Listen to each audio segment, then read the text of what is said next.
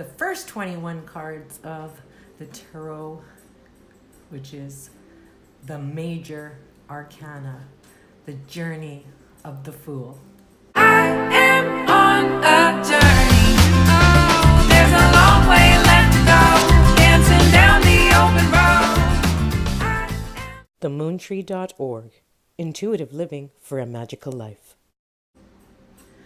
Okay, so today we start with 4 tarot decks. I wanted to show you the differences a little bit with the little nuances that each deck can provide.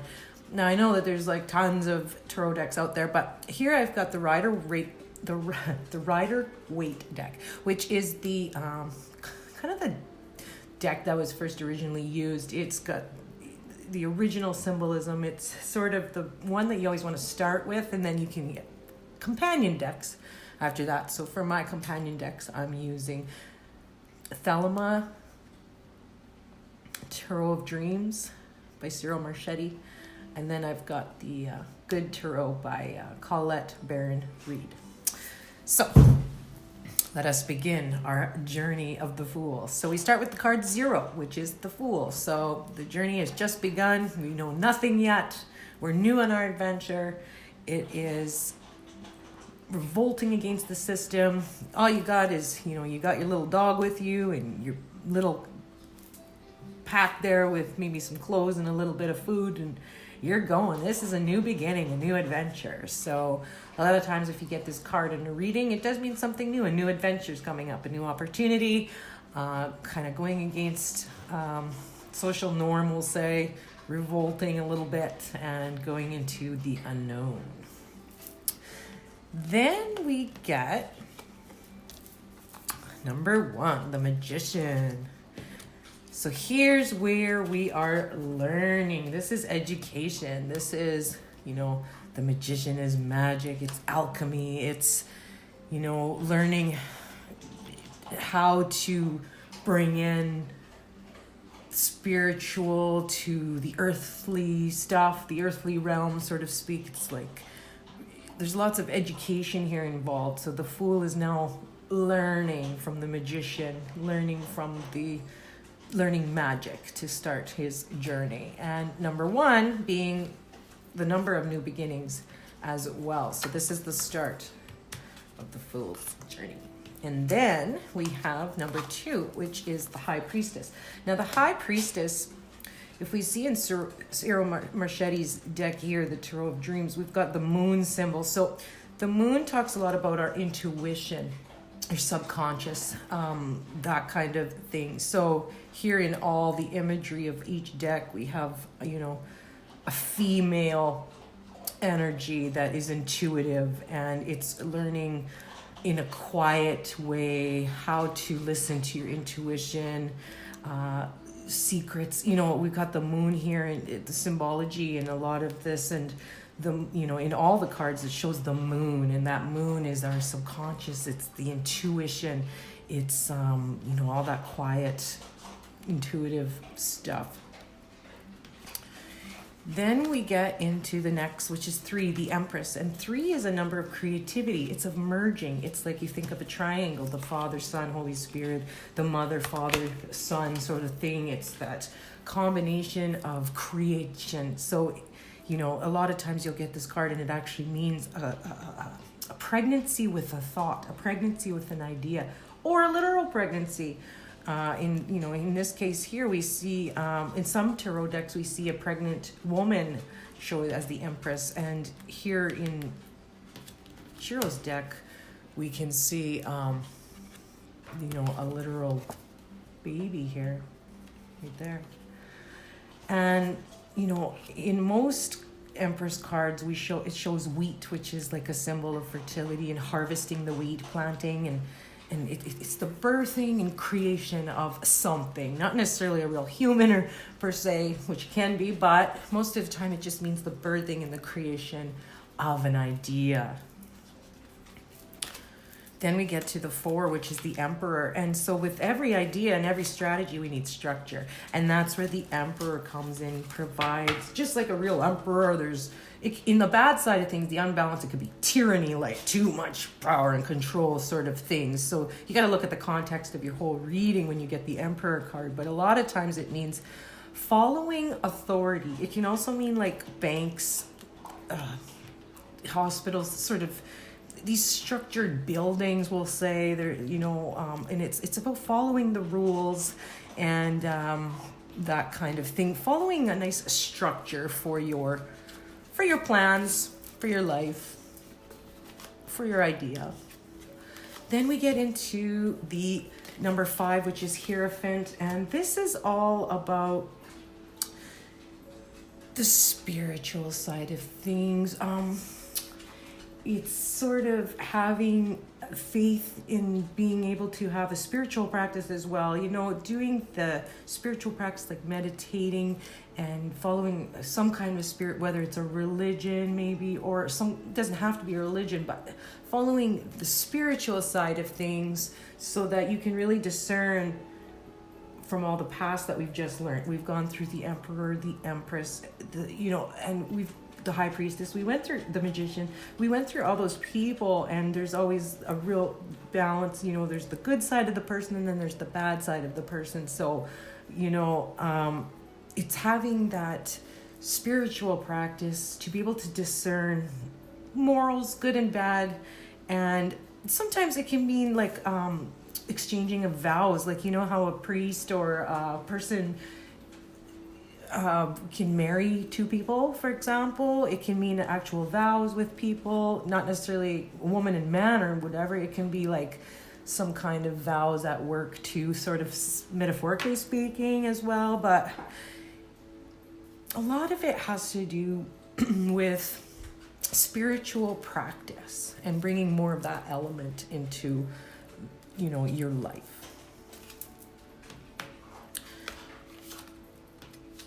And you can see here, Cyril doesn't call it Hierophant, he calls it Faith.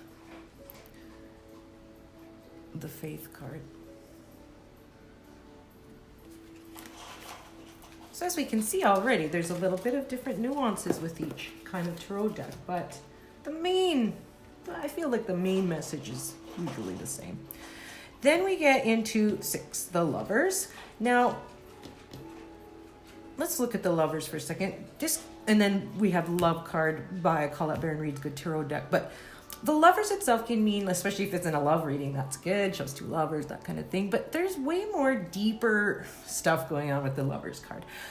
For example, these 2 are hugging each other. They're in a loving embrace, but they're not even looking at each other. So it's kind of symbolic of how no matter how close we are in a relationship with someone, there's still always a barrier because we have a head and they have their own mental things going on in their head. So we're always individuals, but it's overcoming our individuality to come together and to, find that love. And so this doesn't necessarily have to be lovers like a man and woman or a relationship like a love relationship. It can be, if you got a career reading, for example, and you get the Lovers card, that can mean you and another person coming together with your ideas in a good, loving way, so to speak, to get ahead in the company or something like that. So you got to look at the context of the reading. Are you reading for career? Are you reading for love? And then you can go with that. And sometimes the Lovers card can also mean a choice, a decision to be made because there's 2 people and that can happen too. But the whole lesson is about coming together with another person in a peaceful way, a loving way, and going through like that. And that's definitely a lesson, a life lesson that we can all learn. Then we get into 7, the Chariot. Well, this is sort of the victory card. This is confidence. This is movement. He's in his chariot. He's moving forward. See what the horse is there. And this can sometimes mean a literal vehicle, like a car, truck, travel, that kind of thing. But most often it just means having, that confidence to move forward and forward movement. And having the motivation to move forward. It's kind of an action card. Then we get into the 8, which is the strength card. Now, this is an interesting card because in all the pictures, we see a lion or a tiger, meaning there's this energy that needs to be unleashed. And if it's unleashed in the wrong way, it can cause trouble. So every picture, also notice there is a beautiful woman, and she tames the lion or the tiger by intelligence, by love, by intuition, by those kind of ways, not brute force. She does not tame the lion and tiger by brute force. She uses other, more, let's say, civilized ways. And strength is about, going the distance. It's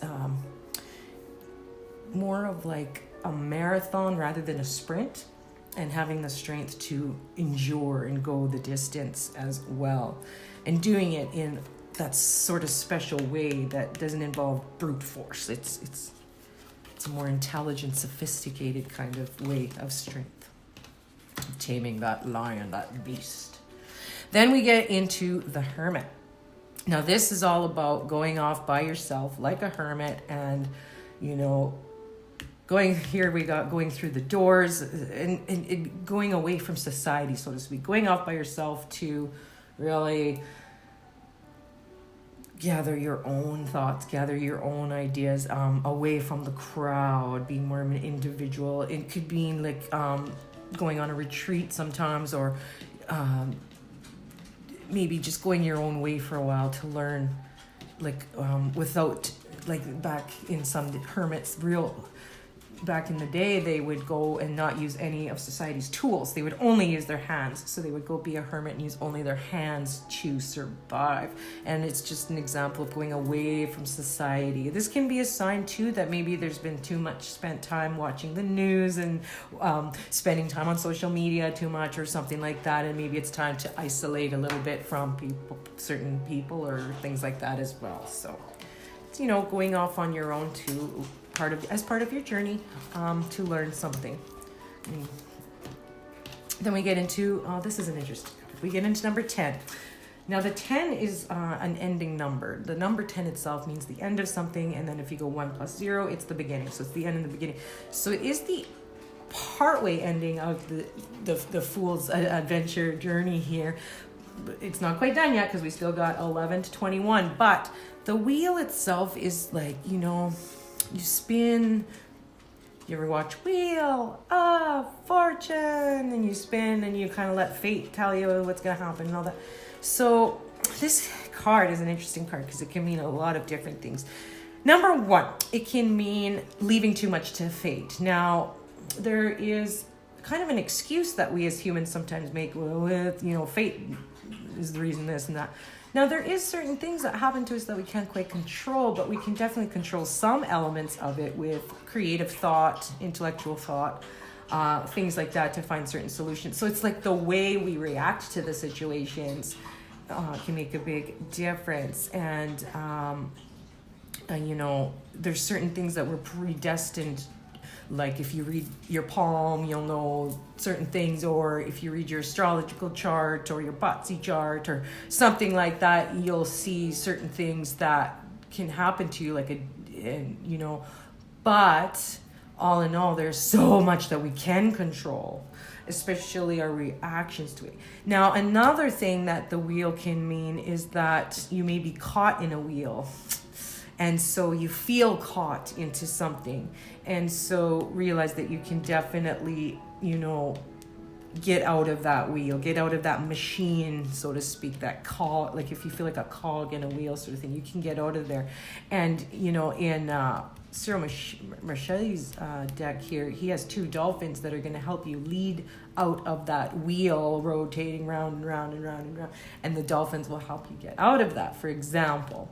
And so, the wheel also means definitely there's a change on the horizon. There's because in the wheel, you look at the symbology, you'll see the seasons, you'll see winter, summer, you'll see astrology signs like the zodiac signs, and you'll see a lot of that, but it means change is in the air as well. And try to do everything you can to make the wheel fall, the spinning wheel fall on something really good by making the best changes that you can control yourself. So not everything should be left to fate. We can control a lot more than we think we can. So have the courage to do that if you get that wheel card. Now, we get into 11, which is justice. Now, this is associated with the Libra sign here, because Libra, if you see the scales, justice, weighing things, and, you know, this can actually mean justice, like in a law, like a court case or something like that. But a lot of times what it means is balancing and weighing and thinking, you know, about the pros, the cons, and all that. So that's an interesting card. But a lot of it is about keeping things in balance and look at what is in balance in your life, what's not, and make adjustments as required. Sometimes, by the way, justice can mean a person that's too judgy. Oops, I got something caught on here. A little too judgy. Okay, then we get into the Hanged Man. The Hanged Man, he's just hanging there. Oh, this one's upside down. Okay, the Hanged Man, hanging upside down, chilling, thinking about, you know, that he might just be happy hanging there for a bit and just thinking about it and before making the next move, kind of having a little break. And maybe just not sure what to do at this point. Just need to make a little more thought. I'm just going to hang here for a bit, think about it, chill out. Not really sure what my next move is quite yet. That's the main gist of the Hanged Man. Next, we get into death. And Colette Baron-Reid calls her death card Transformation, which I really like this card because I don't like the dark look of most death cards. It's not my thing. I'm more of I like pretty and light, loving. And that's why I really like Colette's Transformation card here. And I'll show it to you on this screen. Now, death means the death of something, and it's due to, you know, the death of something so that it can transform into something else. You may be going through transformation, anything like that. So, you know, when you get that card, don't be scared and be like, oh my God, I'm going to die. No, it's not like that. It just means that there's something ending so that a transformation can begin. And, you know, put your faith in your higher powers to help you through this transformation that you're going through. And then we get into temperance. Now, temperance is sort of about balancing, mixing all the elements together into one. Dipping the foot. Here we got, like, you know, she's dipping the foot into the unknown water, just sort of testing the water a little bit, pouring everything together, mixing. It's like, you know, gaining the knowledge from above and mixing it into reality or 3D world sort of thing, and mixing it for fuller knowledge, better knowledge, that kind of thing. And then Colette Baron-Reid calls her temperance card patience. So, you know, taking the time to realize things will happen when it's supposed to happen, and you do everything you can in your own power, and then have the patience, you know, to wait for it to happen. So, you know, the temperance, she's mixing everything together, all the elements, everything she's visualized, and taking the action that's needed to do it, mixing it all together into a cute little liquid package, and then having the patience to wait till it manifests and unfolds. And, you know, sometimes we just gotta wait. Good things happen to those who wait as well. You know, we can't be too, I want it now sort of thing. So then we talk about the Devil card. And as I said before, I never do. This is kind of the card that gives Tarot a bad name, because when you see the Devil card, it shows connotations of, you know, devil, bad, blah, blah, blah, evil, right? But really, the Devil card is much, much, much more than that symbology. It's about, you know, what does the devil represent? It represents temptation. It represents attachment to maybe bad things, bad habits, bad thoughts, things that no longer serve you. It's sort of the not having enough boundaries, that kind of thing, letting ego get in the way of your decisions, all sorts of things like that, sort of the negative lessons that we need to learn in life, and realizing that we're only bound by our own attachments, and it's about releasing that and letting go of those attachments, whether they're bad habits, situations, people, anything, music that is not doing good for us, anything that's lowering the vibration and creating, bringing us down, like this lady on the apple kind of thing, money, being too attached to something like money, anything like that. It's like realizing, what are we attached to that's not really serving us and that's holding us back and keeping us caged, so to speak, in this card, and keeping us tied down like this card. And so letting go of that, realizing what it is, being in observation neutral mode, seeing that, and then letting that go. Then we get into the Tower. And so the Tower card is like everything has to crumble down. See, we're crumbling down, everything's falling, because everything has to be broken so that we can rebuild into a better thing, a better foundation, a new foundation, a new thing, a new start. So this can mean a big, strong event has happened in your querent's life, and it's been sudden, it's been chaotic, it hasn't felt very good, but it is necessary for that person's growth. And so the Tower always means the dissimulation of structures so that a new thing can be built that's better than the first one, right? And this change is very uncomfortable. It's sudden. You can't help it. It's can be very life-changing as well. It's a big thing. In fact, any of these major arcana cards, when you get them in a reading, means a major life event. It's a big thing. Just have a sip of my nice water. Now, the Star card. So I'm an Aquarius, and the Star is related to the Aquarius.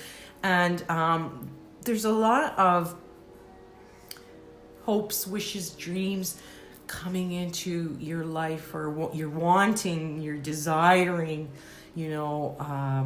these new things, these hopes. And it's like bringing all that from the heavens down to earth. It's the liquid knowledge pouring down on, and it's awakening. It's all the stuff that has to do with when you wish upon a star and all that. So it's a really interesting card. To me, it means hope. There's a lot of hope.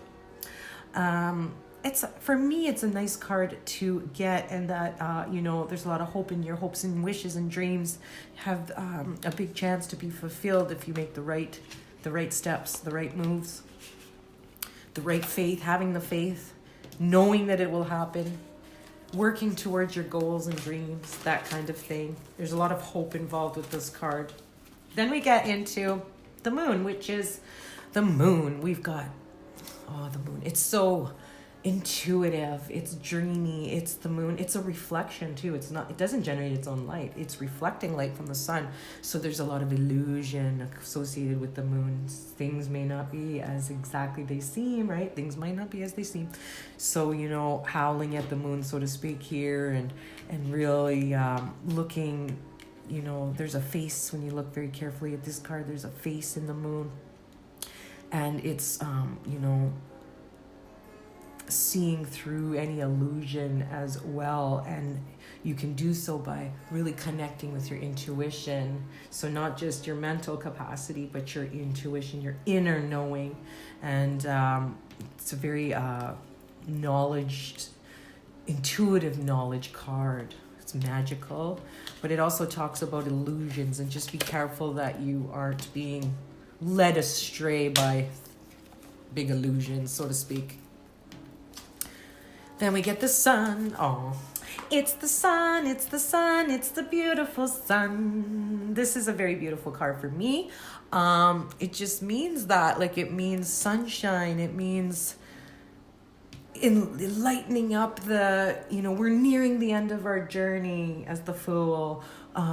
We've been enlightened in so many ways so far, and we're just about there, and just it's a really good card to get. It means happiness, it means joy, it means blessings, it's everything warm, it's power, it's solar plexus chakra, the yellow, that yellow solar plexus chakra thing. It's that really good energy, and without sun, we'd have no life, we'd have no adventure, we'd have nothing. So the sun is definitely important, and it's a good card to get in a reading, definitely. Then we get Judgment, and this card is a lot about receiving the call, and actually Colette Baron-Reid in her Good Tarot calls it the call, or calls it call instead of judgment in her deck, and it's like, you're getting a call, and are you listening? What is your true north? What is your true north? What have you been called to do that you're ignoring? All sorts of, awareness, that kind of stuff. And sometimes it can mean a literal judgment, like a judgment will be made in court, or a judgment will go in your favor, or, doesn't have to be in court either. It could be maybe something at work, it's that judgment's going to go in your favor. So it can mean a few different things, but a lot of times it's about, are you listening to the call? Are you listening to your spirit team? Are you listening to your intuition? Are you listening to all the little signals all over the place that are telling you to move in a certain direction? Are you ignoring it for some reason? Are you afraid? And all that. You got to really think about everything that goes with this card. It's very interesting. So, the call, Judgment. And in a unbalanced way, the Judgment card can mean a little bit of analysis paralysis, where you're just thinking too much of everything and judging everything and putting too much emphasis and not making any decision at all because you're too caught in judging something, So then we reach the end of our journey, the World, and this is sort of the mirror card to the Fool itself. So we started with the Fool and we end with the World. And the World, wow, we've just learned so much, now we have the whole knowledge of the world, we have knowledge of personality, we have knowledge of just everything now, and we've reached the end of our Major Arcana journey, and it's the world is our oyster now, kind of thing. And it's about, it can mean a lot of other things too, like, for example, the internet and marketing if you're a business owner, for example, it's about maybe getting more global presence in your work. It can mean that it's just the world is now, all that knowledge is coming to you, and you are ready to make your move now. You have everything you need to move forward with the decision that maybe's been on your mind as well. And the world is with you, and you have all the support that you need to move forward. So congratulations on learning everything, my little Fool. And we will see you in our next video, where we will be talking about the suit in the Minor Arcana, which will be the Swords. So please press like and subscribe so that you can receive more videos from me, and we'll see you at www.themoontree.org, helping you navigate life's energies.